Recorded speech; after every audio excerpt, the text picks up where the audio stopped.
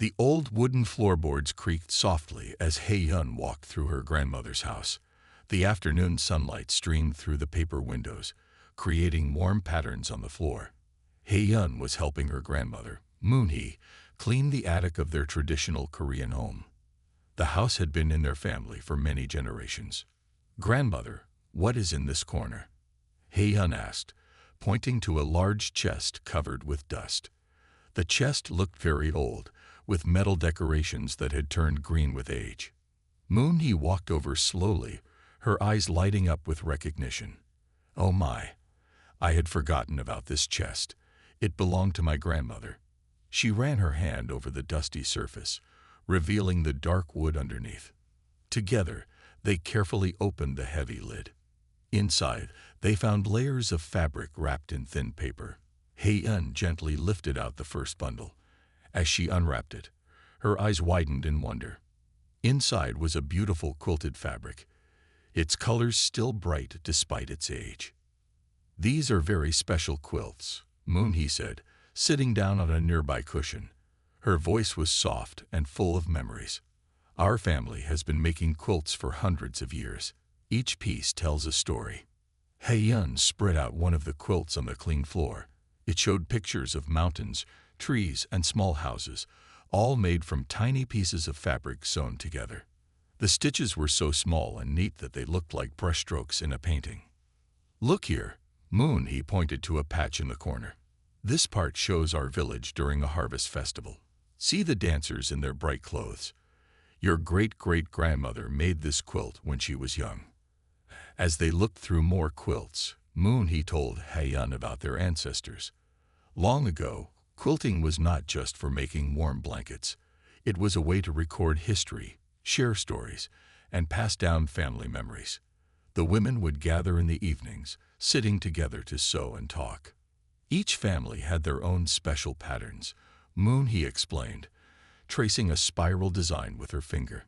These patterns were like a secret language. Only the quilters knew what each symbol meant. Hei-yun found herself touching the fabrics with growing interest. Some pieces were silk, others were cotton, and a few were made from hemp cloth. Each material had its own story. The silk came from traders who traveled the old mountain roads. The cotton was grown in nearby fields. The hemp was made by village women who worked together during the summer months. "Can you teach me?" Hei-yun asked, looking up at her grandmother. "I want to learn how to make quilts like these." Moon-hee smiled warmly. "Of course, it would make me very happy to teach you. Our family's quilting traditions should continue with the next generation." That evening, as the sun set behind the mountains, Hei-yun and Moon-hee sat in the main room of the house. Moon-hee brought out her sewing box, filled with needles, threads, and small scissors. She showed Hei-yun how to choose fabric pieces and arrange them in patterns. "Remember," Moon-hee said as she demonstrated how to make tiny, even stitches, "quilting is not just about sewing. It is about patience, creativity, and love. Each stitch should be made with care, like you are writing a letter to someone you care about." As they worked together in the quiet room, Hei-yun felt a deep connection to all the women in her family who had quilted before her. Their stories were sewn into every piece of fabric, waiting to be discovered and shared again. The ancient chest in the attic had opened more than just old memories.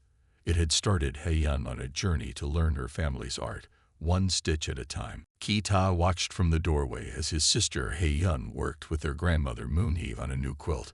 He had never paid much attention to quilting before, but something about the old chest they had found made him curious. Walking into the room, he sat down next to them on the wooden floor. "What are all these different patterns?" Ki-ta asked, pointing to the fabric pieces spread out before them. Some had flowers, others had waves, and a few showed night skies filled with stars. Moon-hee picked up a piece of dark blue fabric with silver dots. In the old days, people believed quilts could catch dreams. Each pattern had a special meaning. This one, she held up the star-covered fabric, was used to bring good dreams. Kaita moved closer, suddenly interested. "Really?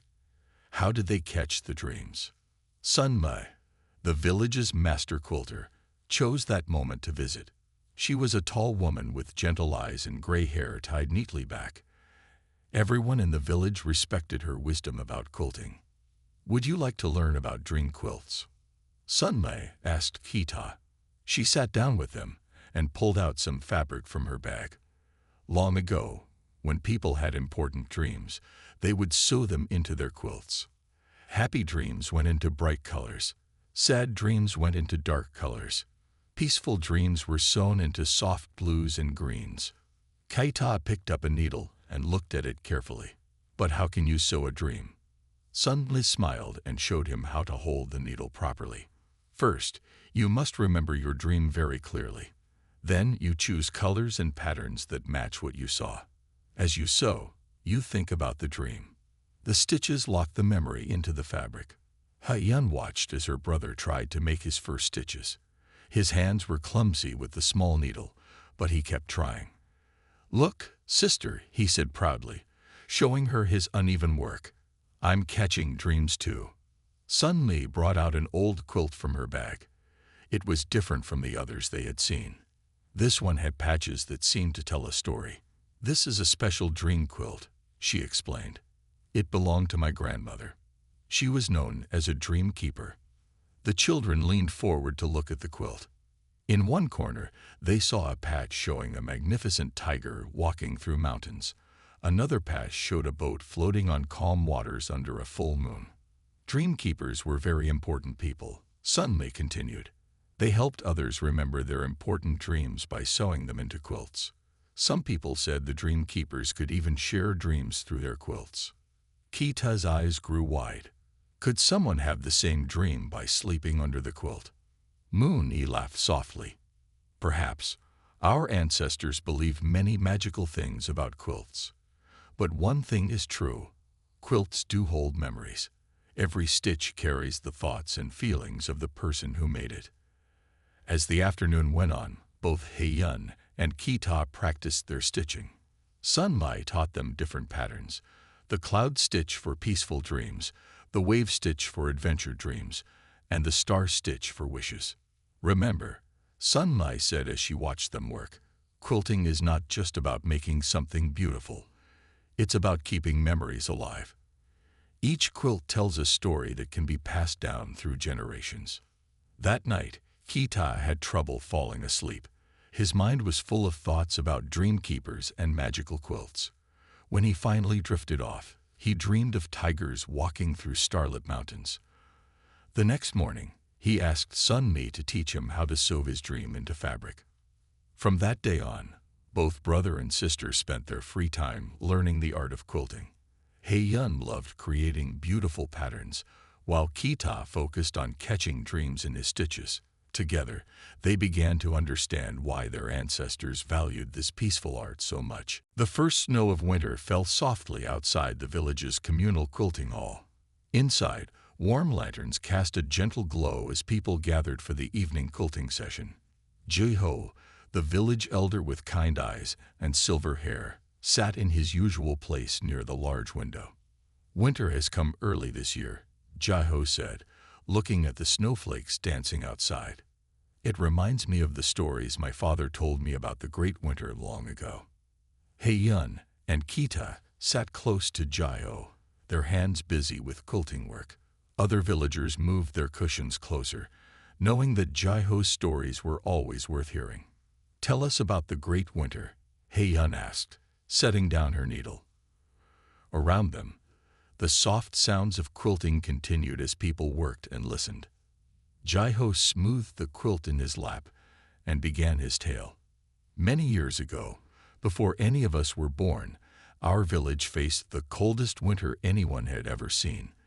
The snow was deeper than a tall man, and the wind howled like hungry wolves." Kita shivered, even though the quilting hall was warm. The other quilters leaned forward, their needles moving more slowly as they listened. "Our ancestors survived that winter because of their quilts," Jiho continued. "They had learned to make special quilts with many layers. Each layer had a different purpose. The bottom layer was thick cotton to trap warmth. The middle layer was filled with wool from mountain sheep. The top layer was made waterproof with special oils. As Jaiho spoke, he showed them an old quilt that had been passed down in his family. The stitching was different from regular quilts, with tight, small patterns that held the layers firmly together. See these stitches? Jaiho pointed to the detailed work. They are called survival stitches. They keep the layers from shifting and make the quilt stronger. During the Great Winter, families would gather in one house and share their quilts. They worked together to stay warm. The village quilters began examining their own work. Comparing their stitches to the ancient patterns, Jaiho showed them. Sun Mai, who sat nearby, demonstrated how to make the survival stitches. Making these quilts takes more time, Sun Mai explained, but they last longer and keep people warmer. Our ancestors knew that good quilts could mean the difference between life and death in winter. Outside, the snow fell harder. Inside the quilting hall, people worked together, sharing stories and techniques. Young quilters learned from older ones, just as it had been done for generations.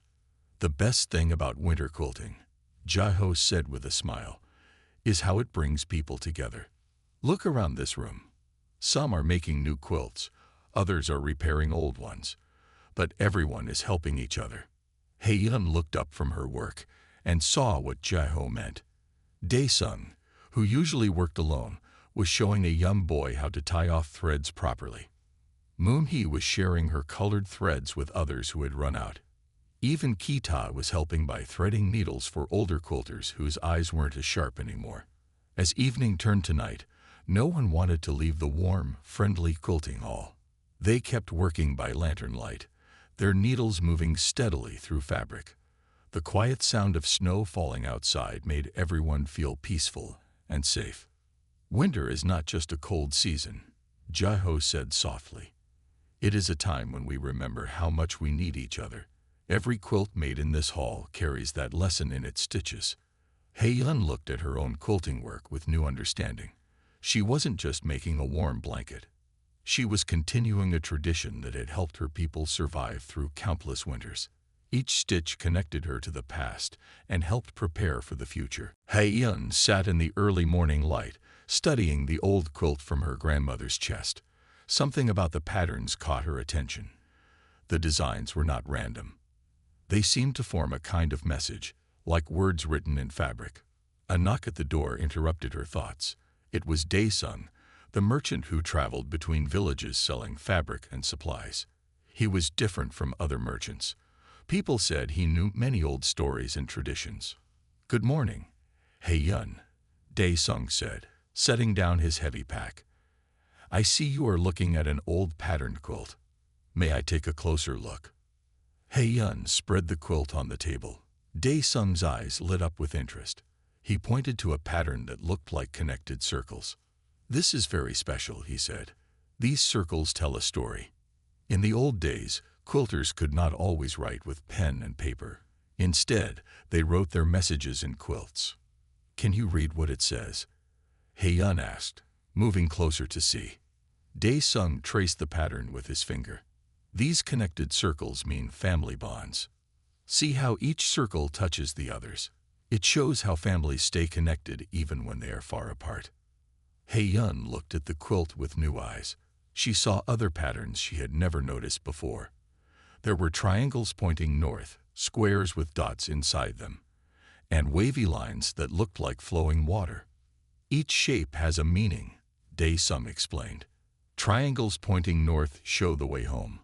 Squares with dots mean safe places to rest. Wavy lines tell about rivers and good places to find water." "So this quilt is like a map?" Hei-yun asked, amazed at what she was learning. "Yes, and much more. Look at this section." Dae-sung pointed to a complex pattern in one corner. "These marks tell about good herbs for medicine and where to find them. Our ancestors used quilts to pass down important knowledge." Moon-hee joined them, bringing tea. She smiled as she watched Dae-sung teach her granddaughter. "I remember my mother telling me about message quilts," she said, "but many of the meanings were lost over time."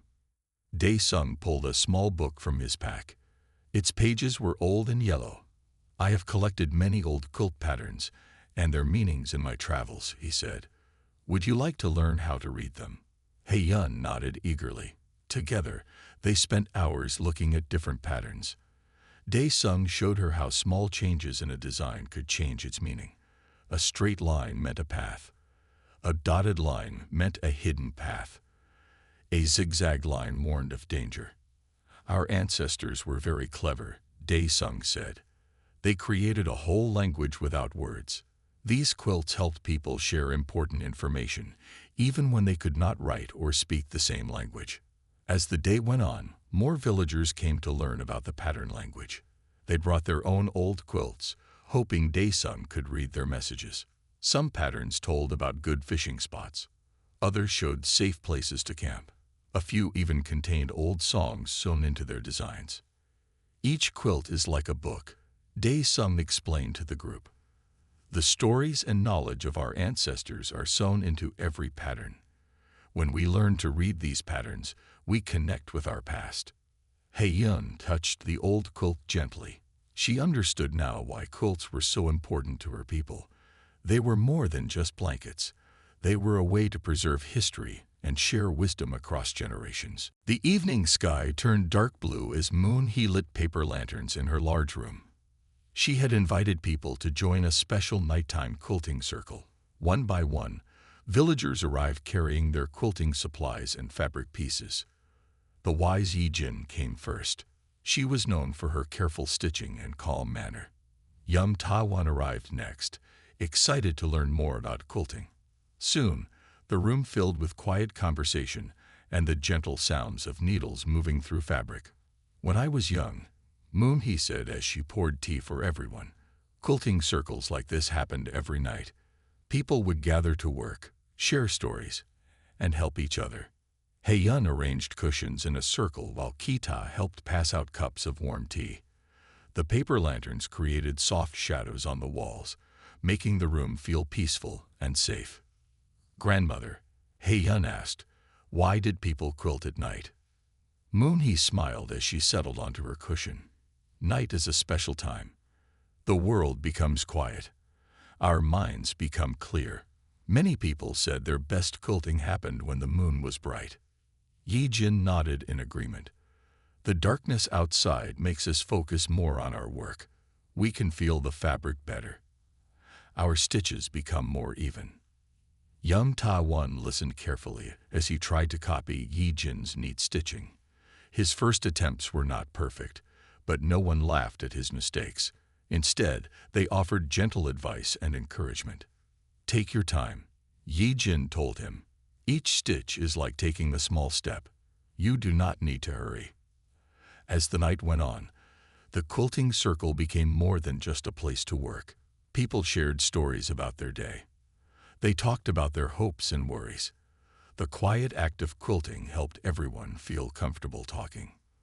This is why quilting circles were so important, Moon-hee explained. They brought people together. Problems seemed smaller when shared with friends. Happy news became even happier when celebrated together. Kaita noticed how different everyone's quilting styles were. Yi-jin made tiny, perfect stitches. Taiwan's work was simple but full of bright colors. His grandmother's quilting showed years of practice and patience. Look how the lantern light makes the threads shine, Hei-yun said, holding up her work. The golden light made the colored threads look like they were glowing. Moon-hee began teaching everyone a special pattern she had learned from her mother. This design is called Friendship Stars, she said. It reminds us that friends shine brightest when they work together. Time passed quietly as they worked. Some people sang soft songs. Others told old stories. The room felt warm and friendly, like a safe place away from the dark night outside. In the old days, Yi-jin said, quilting circles helped people through hard times. During long winters or difficult years, people found strength in being together. As midnight approached, no one wanted to leave. The quilting circle had created a special feeling of peace and friendship. They decided to meet again the next night, and the night after that. This is how traditions stay alive, Moon-hee said as people prepared to go home. We gather together, share what we know, and create something beautiful. The circle never really ends. The village buzzed with excitement as people prepared for the annual quilting festival. Colorful banners hung between houses, and the air smelled sweet from festival foods cooking. But the most important event would be Minji's demonstration of the sacred stitch. Minji was the oldest quilter in the region. She lived in a small house near the forest and rarely came to the village. People said she knew secrets about quilting that no one else remembered. Minji only teaches the sacred stitch once each year, Moonhee explained to Haeyun and Kita as they helped clean the main hall. She learned it from her grandmother, who learned it from her grandmother before her. The villagers spent days preparing the hall. They swept the floors until they shone. They aired out the best cushions. They arranged tables for displaying quilts. Everything had to be perfect for Minji's arrival. On the morning of the festival, Minji walked slowly into the village. She carried a simple white cloth bag. Her face was wrinkled like tree bark, but her eyes were bright and clear. Everyone bowed respectfully as she passed. "Welcome, honored Minji," the village elder Jaiho said. He led her to a special seat in the main hall. Minji looked at the gathered crowd. "Who wishes to learn the sacred stitch?" she asked in a quiet voice that somehow reached every corner of the room. Several people stepped forward, including Haeyun and Kita. Minji nodded and opened her white bag. Inside was a piece of pure white silk. "The sacred stitch is not just about moving thread through fabric," Minji said. "It is about connecting our world to the spirit world. Each stitch must be made with a pure heart and careful hands." She showed them how to prepare the thread, washing it in clear water and drying it in the morning sun. Then she demonstrated how to hold the needle in a special way, balanced like a leaf on water. "Watch carefully," Minji said. Her old hands moved smoothly, creating stitches so fine they looked like drops of dew on white silk. The sacred stitch joins pieces of fabric so perfectly that they become one. It is like joining yesterday to today, or joining earth to sky. The room was completely silent as everyone watched. Minji's needle moved up and down in a rhythm that seemed to match their heartbeats. The white silk began to show patterns that appeared to change when viewed from different angles. "These stitches tell stories that can only be seen in certain lights," Minji explained. "They carry messages from our ancestors. They hold wishes for our children. They remember things that must not be forgotten." Haeyun tried to copy Minji's movements.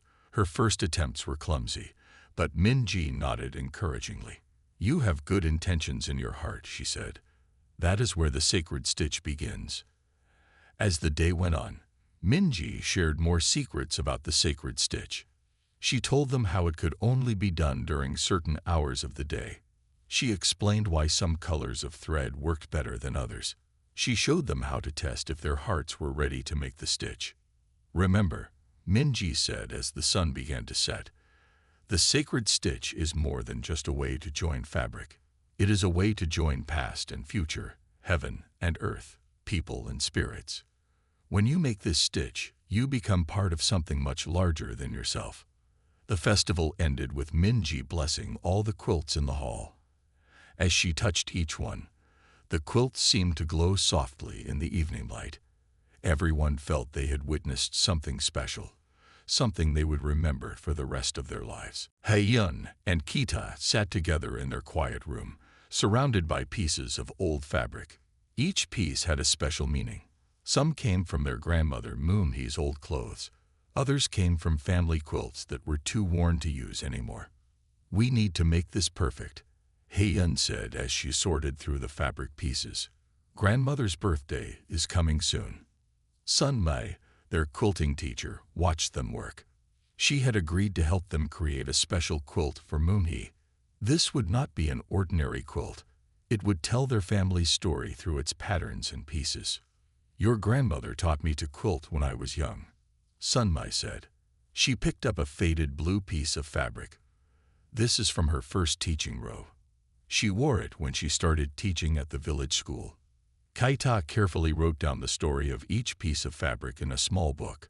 They wanted to remember where every part of the quilt came from. Some pieces had happy memories. Others held sad ones. Together, they told the story of their family's life. "Look at this," Heyun said, holding up a piece of red silk. "This is from the dress grandmother wore at her wedding. See how the dragons are still visible in the pattern." They worked slowly and carefully, using all the skills they had learned. Heyun used the secret patterns she had learned from Dae-sun to sew in messages of love and respect. Ki-tae added the dream-catching stitches he had practiced, hoping to catch good dreams for his grandmother. "Every stitch must be made with love," Sun-mai reminded them. "Your feelings will become part of the quilt. Your grandmother will feel them every time she touches it." They chose their colors carefully. Soft pink for gentle memories, deep blue for wisdom, bright yellow for happy times. Each color had a meaning, just as each piece of fabric told a story. In one corner, they sewed the pattern for long life that Minji had taught them at the festival. In another, they added the friendship stars from the night quilting circle. The whole quilt became a map of their family's memories. "Now we add the sacred stitch," Sun-mai said when they were ready. She helped them prepare the special white thread as Minji had shown them. They washed it in clear water and dried it in the morning sun. Together, they made the sacred stitches around the edges of the quilt.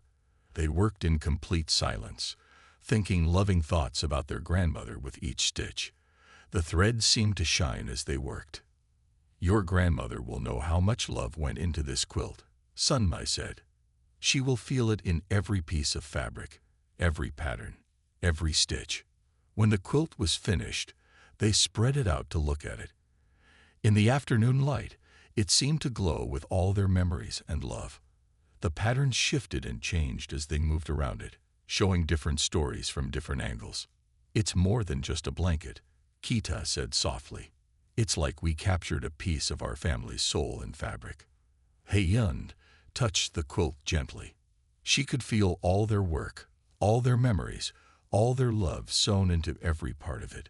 She knew this quilt would become a new family treasure, telling their stories to future generations. "Now your grandmother will have sweet dreams every night," Sun-mai said with a smile.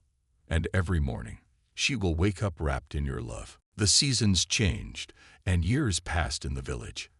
Heyun grew from a curious young woman into a skilled quilter.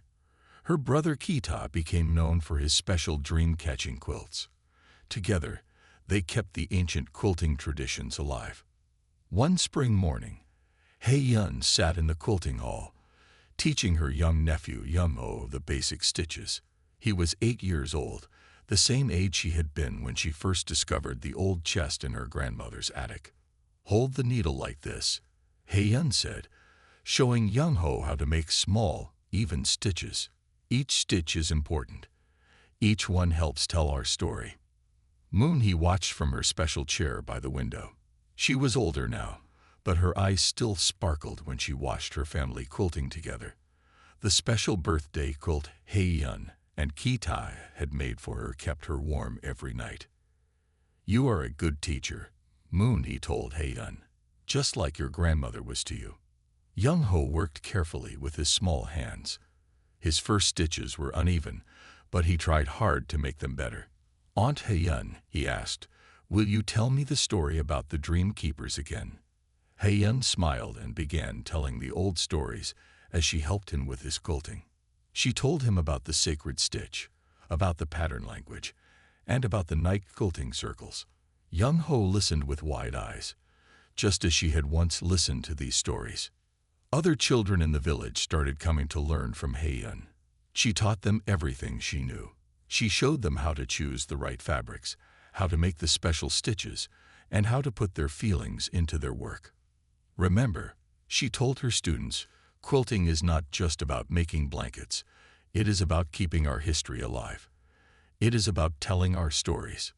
It is about connecting with those who came before us and those who will come after us." Kaita often helped with the teaching. He had become an expert at making dream quilts. People came from other villages to learn his techniques. He taught them how to catch good dreams in their stitches and how to sew peaceful thoughts into their quilts. The old chest that Hei Yun had found in her grandmother's attic still sat in a special place in the quilting hall. Inside, they kept adding new quilts to the old ones. Each quilt told a different story.